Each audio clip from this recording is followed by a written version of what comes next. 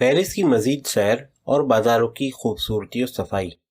ہم نے رات کو کھانا کھا کر سیر کا ارادہ کیا اور کمشنر ہوٹل کو ساتھ لے کر بازاروں کی اور دکانوں کی سیر کی، اور مارسیلز کی جتنی خوبی تھی وہ پیرس کے مقابلے میں نہایت کم معلوم ہوتی تھی۔ ادھر مکانات کی خوبصورتی اور دکانوں کی آراستگی اور شیشہ آلات کی روشنی اور نہایت طرح دار خوش لباس زن و مرد کا پھرنا جو عالم دکھا رہا تھا وہ دیکھنے سے تعلق رکھتا ہے۔ اس قدر روشنی بازاروں اور سڑکوں پر تھی کہ اگر سوئی گر پڑے تو آدمی اٹھا سکتا ہے۔ ہر جگہ ایسی تھی کہ اسی کے دیکھنے کو بے اختیار دل چاہتا تھا۔ خیر، تھوڑی دیر سیر کر کے ہم چلے آئے اور سو رہے۔ صبح کو یعنی 3 مئی یوم دوشنبہ سن 1869 کو بازاروں کی سیر کو پیدل نکلے اور ریمشلیو، ریولی، سینٹ ہونو روائوین بازاروں کی سیر کی، پھر آن کر کھانا کھایا اور 2 گھوڑوں کی گاڑی منگا کر سوار ہوئے۔ کمشنر ہوٹل کو ساتھ لیا اور کہا کہ ہم کہیں اترنے کے نہیں، صرف عمدہ مقامات کی باہر سے سیر کرنا اور ایک سرسری نظر سے ہر چیز کو دیکھ لینا منظور ہے۔ اگرچہ کمشنر ہر ایک عمدہ جگہ لے جاتا تھا اور نام بھی ہر جگہ کے بتاتا جاتا تھا، مگر فرنچ نام یاد نہیں رہ سکتے تھے۔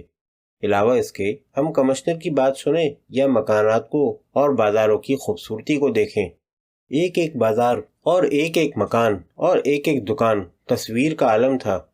مکانوں پر اور بازاروں میں صفائی اس قدر تھی کہ ایک تنکا بھی پڑا نہیں دکھلائی دیتا تھا۔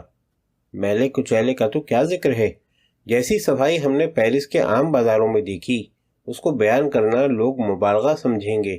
ہر ایک بازار میں دن رات میں ہزارہا اور بازے میں لاکھوں بگیاں، چیرٹ، کیب، اومنی بس، چھکڑے اور ہاتھ کی گاڑیاں گزرتی ہیں، اور آدمیوں کا تو کچھ شمار ہی نہیں، اور اس پر کوئی بازار میلہ نہیں۔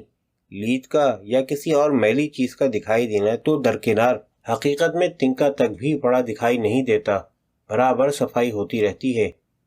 ایک کل کی گاڑی دیکھی جو سڑک پر 2 گھوڑوں سے چلتی ہے، اس میں ایک بیلن 2-2.5 گز کا موٹا برش کا لگا ہوا، وہ سب سڑک پر برش کرتا ہے۔ کل کیچڑ اور میلہ جو کچھ ہے از خود اس گاڑی کے ایک مخفی صندوق میں بھرتا جاتا ہے۔ علاوہ اس کے ہر جگہ آدمی سڑک پر صفائی رکھنے کو متعین ہیں۔ نہایت نفیس اور خوبصورت لالٹینیں جو گیس سے روشن ہیں ہر سڑک پر نہایت کثرت سے اور بہت قریب قریب لگی ہوئی ہیں، اور دکانداروں کی روشنی اور شیشہ آلات کی روشن کرنے کا تو کوئی ٹھکانہ ہی نہیں ہے، بے انتہا ہے۔ پیرس میں رات اور دن میں کوئی فرق نہیں ہے۔ پیرس کی پولیس کا انتظام ظاہراً نہایت ہی عمدہ معلوم ہوتا ہے۔ ہر مقام پر 200 قدم کے فاصلے پر کانسٹیبل نہایت خوبصورت شاندار بانات کی وردی پہنے ہوئے کھڑا ہے، کسی سے کچھ نہیں کہتا، ہر ایک کی طرف نرم نگاہ سے اور اخلاق سے اور اس دلی خیال سے کہ ہم ان لوگوں کی آسائش اور آرام دینے کے لیے کھڑے ہیں دیکھتا ہے۔ ہر ناواقف انہی سے راستہ پوچھتا ہے، دکانداروں کی دکانیں، بعض دفعہ لوگوں کے گھر پوچھتا ہے، اور وہ نہایت خوشی اور خندہ پیشانی سے بتاتے ہیں۔ پوچھنے والا نہایت اخلاق سے اس کا شکر ادا کرتا ہے اور چلا جاتا ہے۔ فوج۔ پیرس میں جنگی فوج اس قدر دکھائی دی کہ کیا بیان کریں۔ ہم نے تو ہر گھنٹے 2 گھنٹے بعد کسی نہ کسی ٹکڑے فوج کو شہر میں جاتے ہوئے دیکھا۔ وردی فوج کی ہم کو نہایت پسند آئی، بہت خوش وضع تھی، اور سب سے زیادہ یہ خوبی تھی کہ نہایت اجلی اور صاف براق۔ ہم نے سنا کہ شہنشاہ نیپولین فوج کو بہت دوست رکھتا ہے، اور فوج بھی اس سے نہایت خوش ہے اور بہت چاہتی ہے۔ بازاروں کی مزید کیفیت۔ پیرس کے بازار نہایت چوڑے اور دل افزا ہیں۔ دلی میں جو چاندنی چوک کا بازار ہے جس کے بیچ میں نہر ہے، ایک سڑک نہر کے ایک طرف اور ایک دوسری طرف ہے، ان دونوں سڑکوں کو ماں نہر کے ملا لو تو اس قدر چوڑے بازار تو اکثر بلکہ عموماً ہیں جو ہم نے دیکھے، اور بعضے اس سے بھی زیادہ چوڑے، اور ان کی خوبصورتی تو بیان سے باہر ہے۔ بولیارڈ اسپوسٹپول اور بولیارڈ ڈو ٹیمپل بڑی بڑی 2 چوڑی سڑکیں ہیں جن کے گرد نہایت خوبصورتی سے سایہ دار درخت لگے ہوئے ہیں، اور جگہ جگہ لوگوں کے آرام اور بیٹھنے اور فرحت حاصل کرنے کے لیے اس قسم کی کرسیاں جو باغیچوں میں بچھائی جاتی ہیں بچھی ہوئی ہیں، اور زن و مرد بے غم چلتے ہیں، جہاں چاہتے ہیں بیٹھتے ہیں، اپنے دوستوں سے باتیں کرتے ہیں اور دل خوش کرتے ہیں۔ یہاں کے میونسپل کمشنروں کا ایسا انتظام یہاں کے میونسپل کمشنروں کا ایسا عمدہ انتظام ہے کہ اگر شاید بہشت میں بھی اس عہدے کی ضرورت ہوئی تو بلا شبہ پیرس کے میونسپل کمشنر وہاں کے عہدوں کے بھی لائق ہیں۔ اندرون پیرس کی متفرق عمارتیں۔ کیتھیڈرل آف نوٹر ڈیم ایک بہت بڑا مشہور و معروف گرجا ہے۔ ہم نے سواری میں اس کو باہر سے دیکھا۔ بلا شبہ نہایت عمدہ خوبصورت ہے اور اندر سے اور بھی عمدہ ہوگا۔ پیلس الیسی نیپولین جہاں اب شہنشاہ رہتا ہے، دور سے سڑک پر جاتے ہوئے دیکھا۔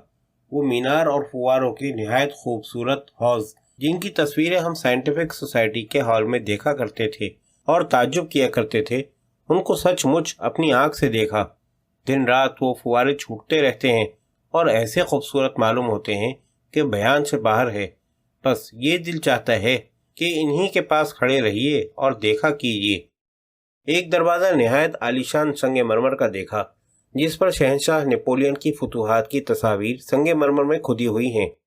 قومی ہمت، قومی جوش، قومی بہادری اور قومی عزت بڑھانے کو نہایت عمدہ اور نہایت بے نظیر چیز ہے۔ کون کمبخت ہوگا فرانس میں جو ان تصویروں کو دیکھ کر اسی طرح سے بہادری کرنے کی آرزو اپنے دل میں نہ رکھتا ہوگا۔ شہر سے باہر کی دلکش عمارتیں۔ غرض ہے کہ ہم شہر میں جہاں تک پھرا گیا پھر کر شہر کی حد سے باہر چلے۔ شہر کی حد سے باہر چلنا میں نے کہا، اور شہر سے باہر چلنا نہیں کہا۔ اس کا سبب یہ ہے کہ اس حد کے باہر بھی ویسے ہی مکانات، ویسے ہی بازار تھے۔ حال کے شہنشاہ نیپولین نے اس وقت کے موجودہ شہر کے گرد خندق کھود کر بطور قلعہ برج و فصیل کے بنا لی ہے، مگر چونکہ شہر بڑھتا جاتا ہے اب اس حد کے باہر بھی ایسی ہے جیسی کہ اندر آبادی ہے، مکانات و بازار ہیں۔ یہ فصیل و برج بالکل زمین دوز ہیں، جیسا کہ انگریزی جنگی قلعوں کا دستور ہے۔ اس قاعدے پر فصیل و خندق و برج و بارہ ہیں، مگر نہایت ہی خوبصورت و خوشنما ہے، اور صفائی تو ایسی کہ بیان سے باہر ہے۔